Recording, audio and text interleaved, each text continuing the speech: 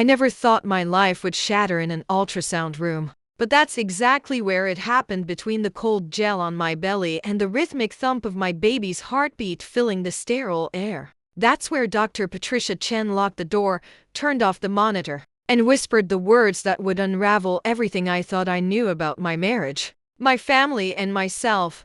My name is Sophia, and this is the story of how I discovered my husband's betrayal, lost my innocence, and found something far more valuable: my spine. If you've ever been underestimated, gaslit, or told you were overreacting when your gut screamed the truth, this one's for you. Drop your city in the comments. Let's see how far this story travels. And if you've got the time, stay with me. This gets dark before it gets light, but I promise you, it's worth it. It was a Tuesday in late September when everything changed. I was 33, 5 months pregnant, and so deeply exhausted I could barely remember what it felt like to sleep through the night. My husband, Marcus, had been working late for months, or at least that's what he told me. His law firm was handling some big merger, he said. Important clients, high stakes. I believed him because I wanted to. Because I was raised to believe that marriage meant trust, and trust meant not asking too many questions.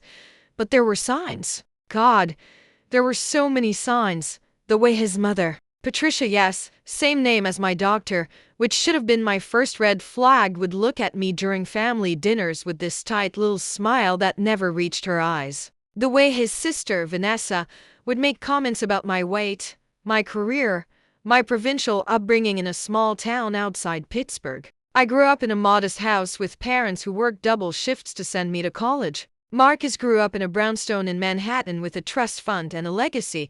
His family never let me forget it, but I loved him. Or at least I loved the version of him I'd constructed in my head: the man who brought me coffee in bed, who laughed at my terrible jokes, who promised me we'd build something beautiful together. When I got pregnant after 2 years of trying, I thought it was a new beginning.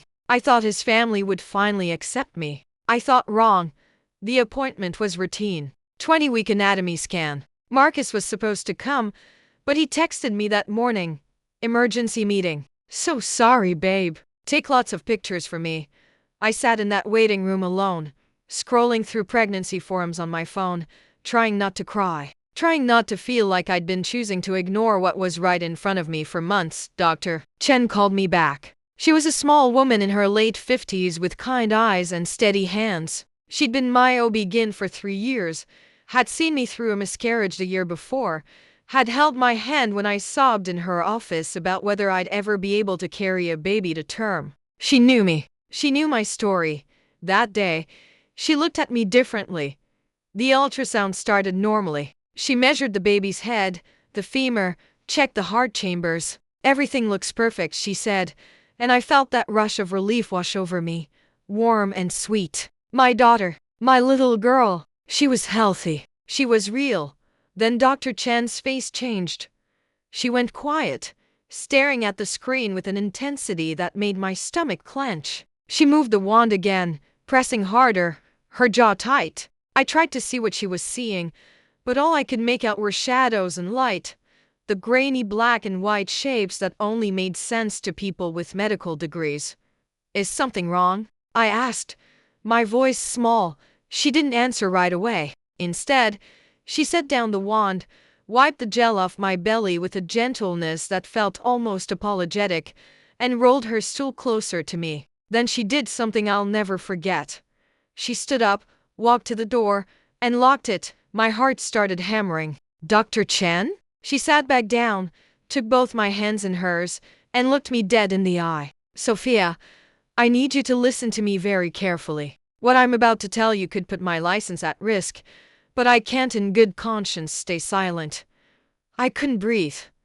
Your baby is fine, she said quickly. Healthy, perfect. But, she paused, and I watched her struggle with something, some invisible weight pressing down on her shoulders. There's a genetic marker we found. Nothing dangerous, just unusual. It indicates Ashkenazi Jewish ancestry.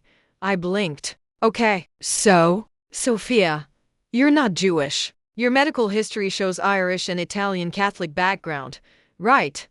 But Marcus is half Jewish. His dad sighed. No. Dr. Chen's voice was sharp, urgent. His father isn't Jewish, Sophia. I know because his father was my patient before he passed. Gerald Whitmore, Episcopalian, no Jewish ancestry whatsoever. I looked it up after your first appointment when Marcus listed his family history. I thought it was a clerical error then. The room tilted. I gripped the edge of the exam table. I don't understand. This baby, she said slowly, has genetic markers that don't match Marcus's heritage. Which means no. I shook my head so hard I felt dizzy. No, that's impossible. I haven't been with anyone else. I would never. I believe you. Her voice softened. But Sophia, I think you need to ask yourself and maybe ask Marcus some very hard questions. And you need to do it carefully. Because if what I'm thinking is true, she trailed off, squeezing my hands. Divorce him. Get a lawyer first, quietly, then divorce him. Document everything. Protect yourself. Protect your baby. I left that office in a fugue state. I drove home on autopilot, my mind spinning through every possibility, every explanation that wasn't betrayal. Maybe there was a mistake. Maybe the lab mixed up my results. Maybe Marcus didn't know his own heritage. Maybe. But deep down, beneath the denial and the fear, something cold and certain settled in my chest. I'd been ignoring the signs for so long. Now I couldn't anymore. I didn't confront Marcus that night. I couldn't. I needed proof. I needed to understand what I was up against before I opened my mouth and gave him the chance to spin another lie. So I started looking. It started small. I checked his phone while he was in the shower. No password. He'd always said we didn't need secrets. The irony burned. His texts were clean. Too clean. No message history with his mother older than 3 days. No messages with Vanessa at all, when they supposedly talked constantly. Red flag. I went through his emails. Nothing suspicious in his primary inbox, but then I noticed he had another account I didn't know about. An old email from college. I tried his usual password. It worked. My hands shook as I scrolled. Emails from a fertility clinic I'd never heard of. Appointment confirmations. Lab results. And then I saw it. A message from 8 months ago, 2 weeks before I got pregnant. Subject line. Procedure confirmed. I clicked it. Read it again, and felt my entire world collapse.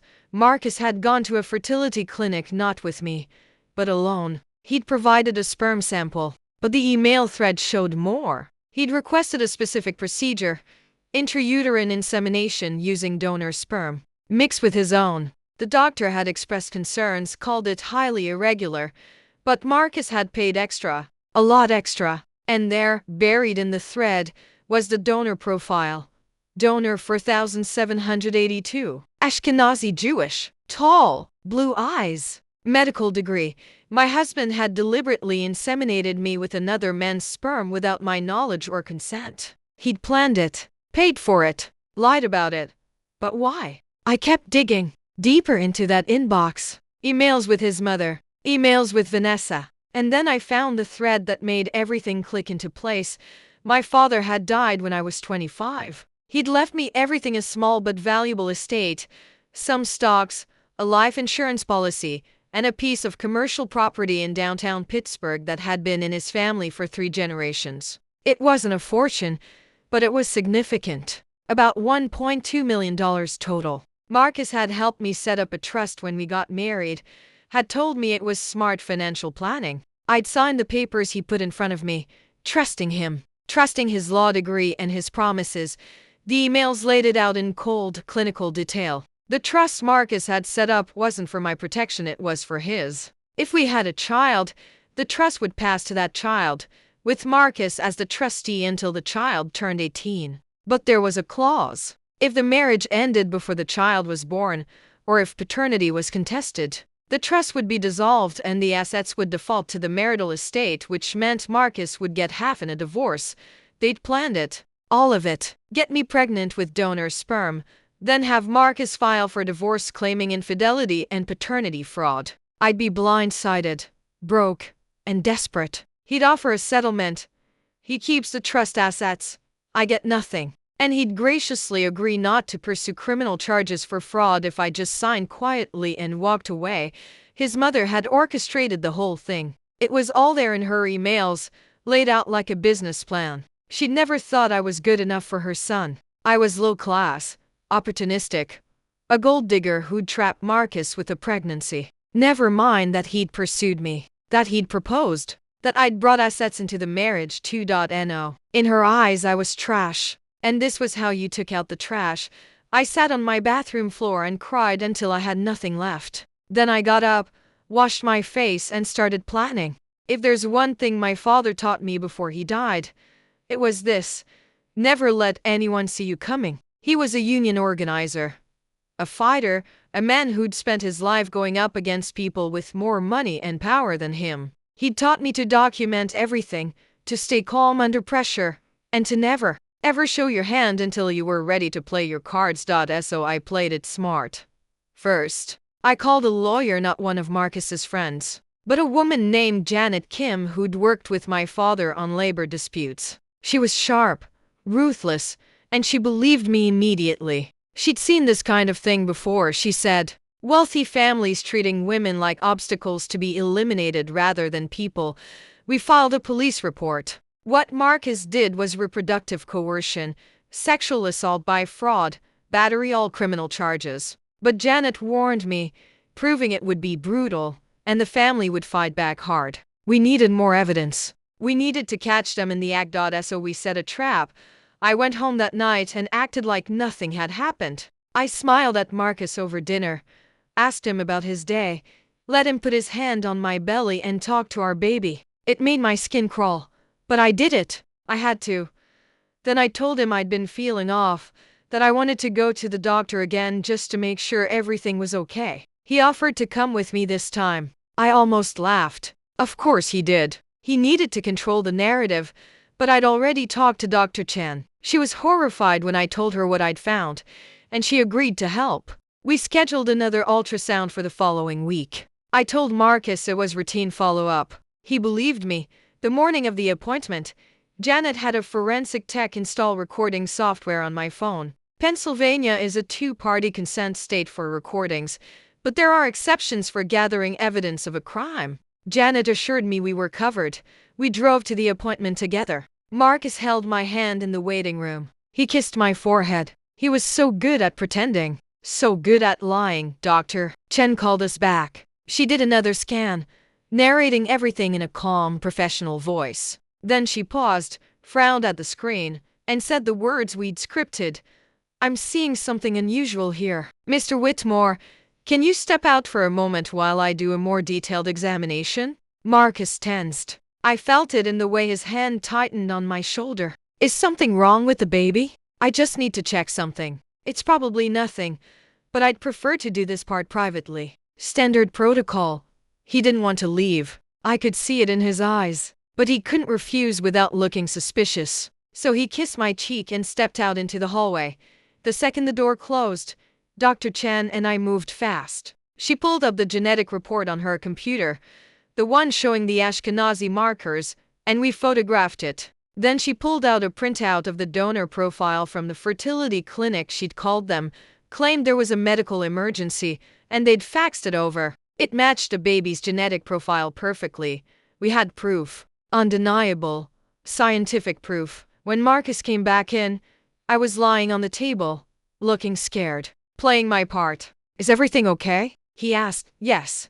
Dr. Chen said smoothly. Just wanted to double-check the placenta positioning. Everything looks fine. He relaxed, smiled, helped me up. We drove home, and he talked about baby names, about setting up the nursery. He was so calm, so sure he'd gotten away with it. That night, I couldn't sleep. I lay next to him in the dark, feeling his breath on my neck, and thought about all the times I'd doubted myself. All the times his mother had made me feel small, and he'd stood by and let it happen. All the times Vanessa had mocked my clothes, my accent, my background, and he'd laughed like it was all a joke. This wasn't just about money. It was about power, about grinding me down until I believed I deserved nothing. But I wasn't nothing. I was my father's daughter, and I was done being a victim. The next morning, I told Marcus I needed to visit my mom for a few days. She'd been asking to see me, I said, and I wanted to spend some time with her before the baby came. He kissed me goodbye, told me to drive safe. I packed a bag, got in my car, and drove straight to Janet's office. We filed for divorce that afternoon. Emergency protective order, criminal charges, fraud, theft, reproductive coercion. We hit him with everything. And then we went public. Janet had a contact at a local news station, a reporter who specialized in stories about financial fraud and domestic abuse. We gave her everything: the emails, the genetic reports, the donor profile, the trust documents. She ran the story that night. By morning, it was everywhere. Local news, then state news, then national. Prominent attorney accused of impregnating wife with donor's sperm in scheme to steal inheritance. The headlines were brutal. Marcus's firm put him on leave. His mother released a statement denying everything, calling me a liar, a gold digger, a scorned woman making up stories. But the evidence didn't lie. The legal battle was hell. Marcus hired the best lawyers money could buy. They tried to paint me as unstable, vindictive, a woman who'd cheated and was now trying to cover it up with wild accusations. They brought up my miscarriage, suggested I was mentally unfit. They dug into every corner of my life, looking for ammunition, but Janet was better. She deposed the fertility clinic staff. She subpoenaed Marcus's financial records and found payments to private investigators he'd hired to follow me, looking for evidence of infidelity he could use against me. She found more emails, more proof of the conspiracy, and then we got the DNA test results. Marcus had demanded a paternity test, confident it would prove I'd cheated. When the results came back showing he was not the biological father, he thought he'd won. His lawyers filed motions, held press conferences, called me a liar and a cheat on national television. Then we dropped the hammer. We released the fertility clinic records, the donor profile, the genetic match, the emails where Marcus had arranged the whole thing, the recordings of him and his mother discussing the plan. The case collapsed. Marcus was arrested, charged with multiple felonies. His law license was suspended. His mother was named as a co-conspirator. Vanessa tried to distance herself, claimed she'd known nothing, but we had her emails too. They lost everything. Their reputation, their standing in the community. Marcus's firm fired him. Clients fled. The brownstone went up for sale to pay legal fees, and I got my life back. The divorce was finalized 6 months later. I got full custody, child support, a restraining order, and every penny of my inheritance back. The judge awarded me additional damages for emotional distress. Marcus's family tried to appeal, but their lawyers told them it was hopeless. The evidence was too strong, the public sentiment too harsh. I gave birth to my daughter on a cold January morning. I named her Grace, after my grandmother, a woman who'd survived worse and built a life with her own two hands. Grace had her donor father's blue eyes and my dark hair. She was perfect. She was mine. Dr. Chen came to visit me in the hospital. She brought flowers and a card that said, "You're stronger than you know." I cried when I read it. Happy tears. This time, Marcus sent a letter from jail. I didn't open it. I threw it away. His mother tried to call. I blocked her number. Vanessa showed up at my door once, crying, begging me to drop the charges against her. I closed the door in her face. I didn't owe them forgiveness. I didn't owe them anything. Here's what I learned. When someone shows you who they are, believe them. Don't make excuses. Don't rationalize. Don't wait for them to change. They won't. Trust your gut. That little voice that whispers something's wrong. Listen to it. It knows. Document everything. Save every email, every text, every receipt. You never know when you'll need proof, and most importantly, you are not what they say you are. You're not too sensitive, not too suspicious, not too dramatic. You're surviving. You're paying attention. You're protecting yourself. And that's not weakness. That's wisdom. Today, Grace is 2 years old. She's smart, funny, fierce. She has no idea how she came into this world. And I'll tell her the truth when she's old enough to understand. But for now, she just knows she's loved, safe, wanted.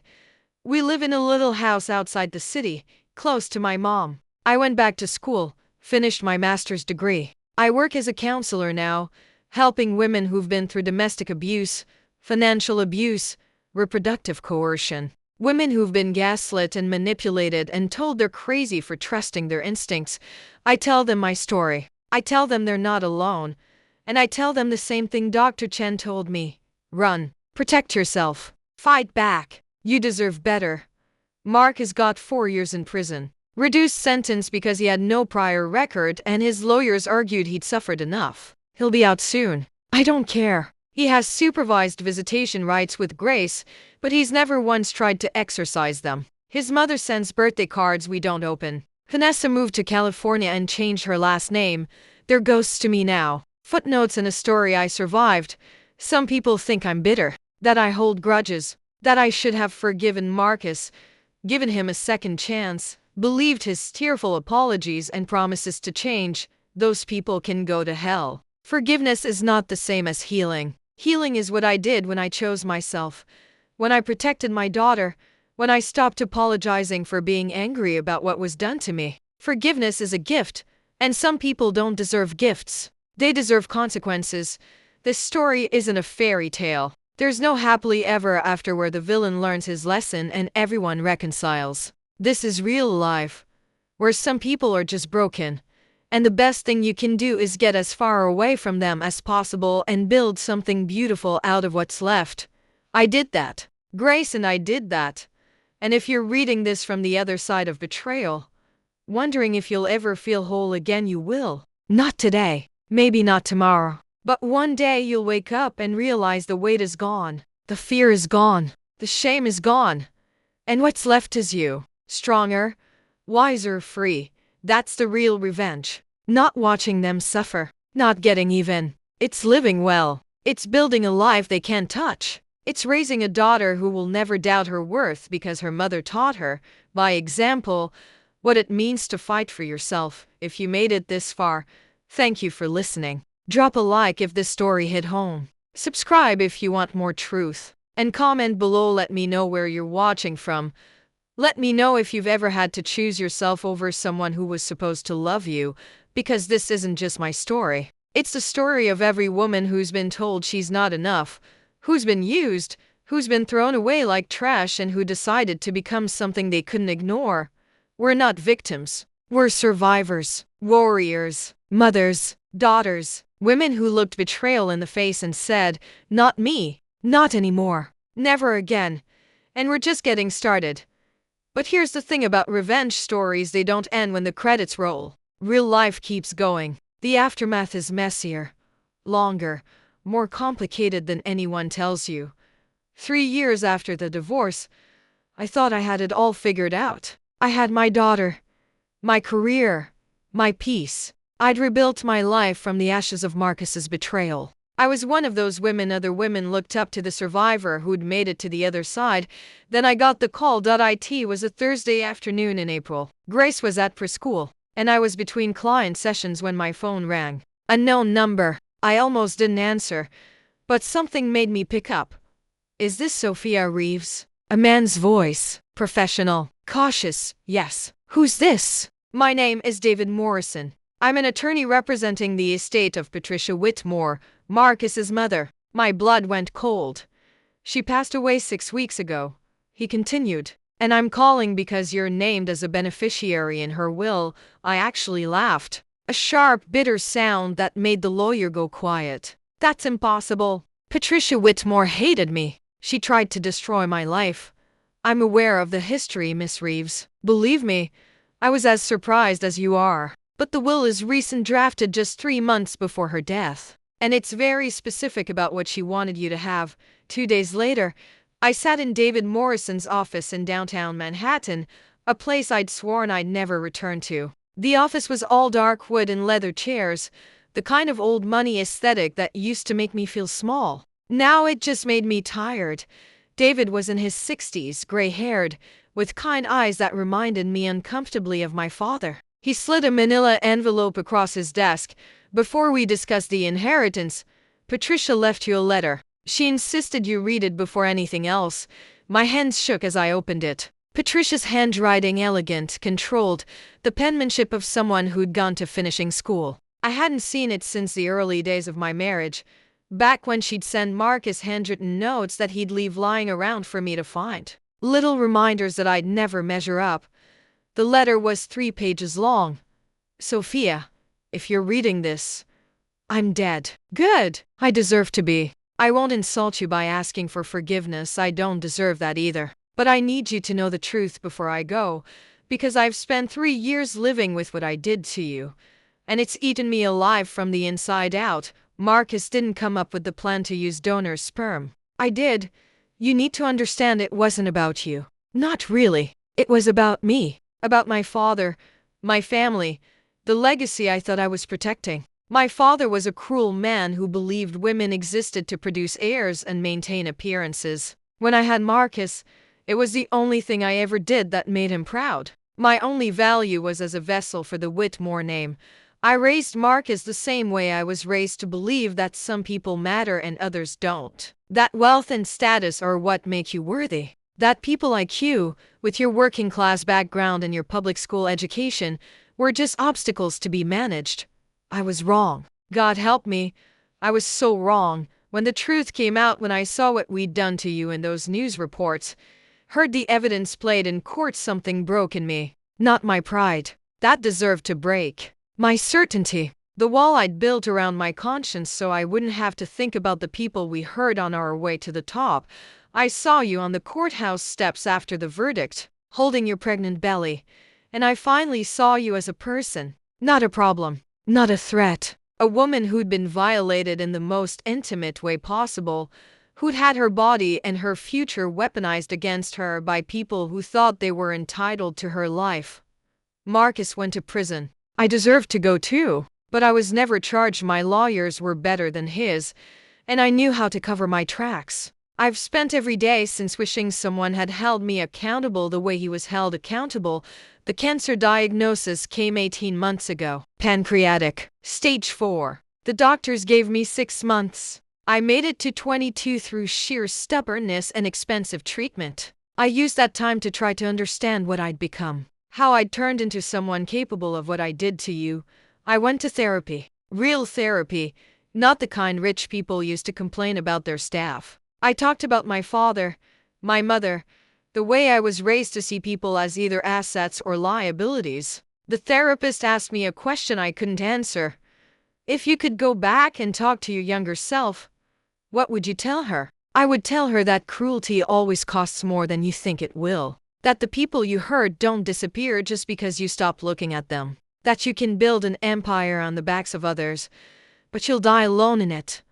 I died alone, Sophia. Vanessa stopped visiting months ago. I think seeing me sick reminded her too much of her own mortality. Marcus calls from prison sometimes, but we have nothing to say to each other anymore. All my society friends disappeared when the scandal broke. Turns out loyalty is expensive, and I'm no longer worth the investment. This letter isn't an apology. Words can't fix what I did, but maybe money can do what I couldn't. Give you choices. Give Grace opportunities. Give you both security that no one can take away.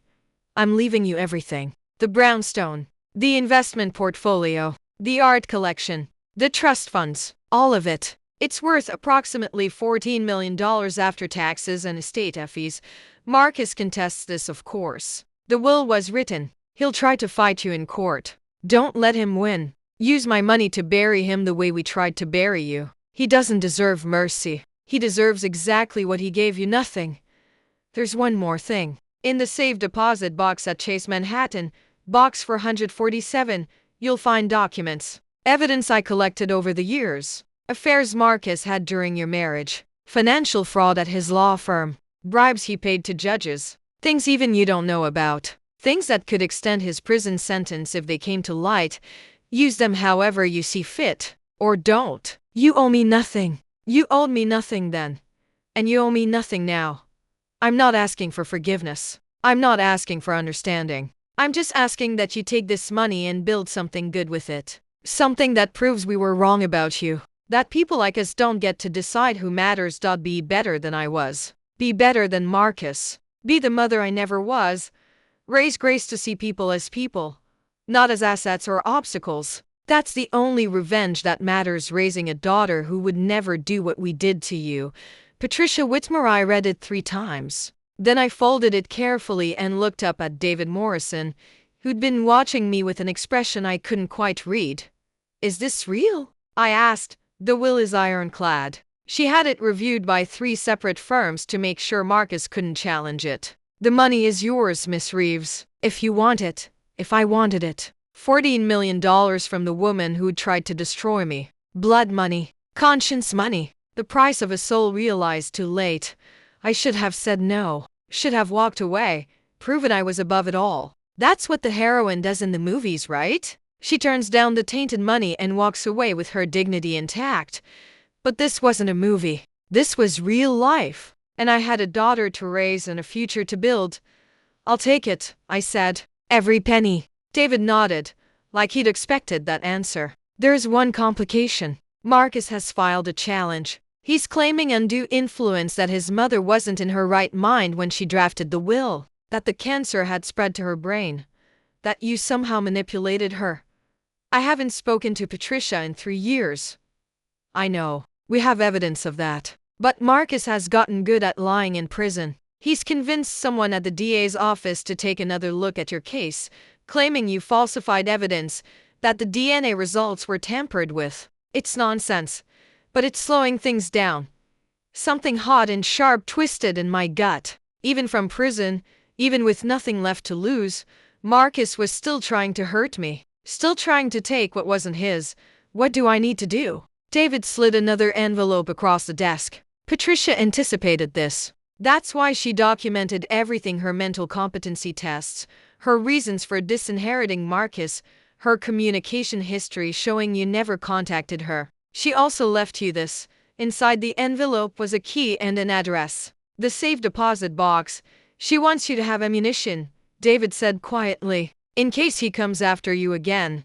I took the key, felt its weight in my palm. That weekend, I went to the bank, opened the box. Inside were file folders, USB drives, photographs, evidence of every terrible thing Marcus had ever done. And there were things I didn't know. Affairs with clients, embezzlement from his firm, a DUI he'd covered up by bribing a police officer, photographs of him with women I didn't recognize, in hotels I'd never been to, on dates when he'd told me he was working late. There was also a folder labeled Vanessa. I opened it. Vanessa, it turned out, had been the one to suggest using donor sperm. She'd found the clinic, vetted the donors, made the arrangements. Patricia had just signed the checks. Vanessa had also been the one to suggest framing me for infidelity. She'd hired the private investigators, coached Marcus on what to look for, helped him set up fake evidence. She'd done all of this, according to Patricia's notes, because she was in love with my husband, her own brother. Or more accurately, she was obsessed with him, had been since they were teenagers. According to a psychiatrist's report Patricia had obtained through some probably illegal means, I sat on the floor of that bank vault and felt something break open inside me. Not grief, not even anger anymore, just exhaustion. Deep, bone-tired exhaustion at how much cruelty people were capable of, how much damage they'd do to get what they wanted. I took all of it, every file, every photo, every USB drive, and I brought it to Janet. This is enough to put him away for another decade, she said after reviewing everything. Maybe more. Do you want to pursue it? I thought about Grace, about the life we'd built, about whether I wanted to spend the next year in courtrooms watching Marcus's face, reliving all of it again. Not yet, I said, but keep copies of everything. If he comes after the inheritance, if he tries to challenge custody, if he so much as looks at Grace wrong, then we bury him. Janet smiled. It wasn't a nice smile. I always liked you, Sophia. You know when to fight and when to wait. Marcus's legal challenge went nowhere. His lawyers couldn't prove undue influence, couldn't find evidence I'd ever contacted Patricia, couldn't shake the multiple psychiatric evaluations confirming she'd been of sound mind. The judge dismissed the case with prejudice, meaning Marcus couldn't refile. The money transferred to my accounts 3 months later. $14 million. I sat in my living room, Grace asleep upstairs, staring at the bank statement on my laptop. I'd gone from struggling to pay for daycare to being wealthier than I'd ever imagined. Blood money, yes, but mine nonetheless. I thought about what to do with it for weeks. I could have lived lavishly, bought a mansion, traveled the world, given Grace every advantage money could buy. Instead, I started a foundation, the Patricia Whitmore Foundation for Survivors of Reproductive Abuse. I funded legal aid for women going through similar situations, paid for DNA testing, forensic accounting, private investigators, gave grants to therapists who specialized in trauma from intimate partner betrayal. I used Patricia's name deliberately. Let it be a reminder to her, to Marcus, to anyone who thought they could get away with it, that actions have consequences. That even in death, Patricia Whitmore's legacy would be helping the women she'd once looked down on.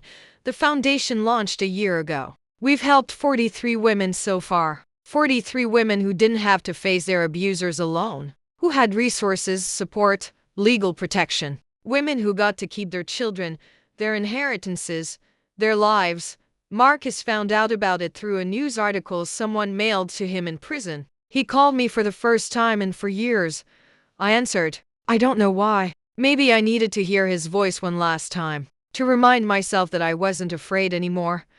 Using my mother's name for your little charity project, he said. His voice was different, harder, flatter. Prison had changed him. Or maybe it had just revealed what was always there. That's sick, Sophia. Even for you. Your mother chose the name. I lied smoothly. It was in her will, along with very specific instructions about how the money should be used. Silence. Then, you manipulated her, poisoned her against me. I never spoke to her, Marcus. You know that. The courts know that. The only person who poisoned Patricia was you. She spent the last years of her life realizing what she'd raised. I'm getting out in 18 months, he said. The threat was implicit. And when you do, I'll still have every piece of evidence your mother collected. Every affair, every bribe, every crime you thought you'd gotten away with. And if you come anywhere near me or Grace, I will make sure you never see daylight again.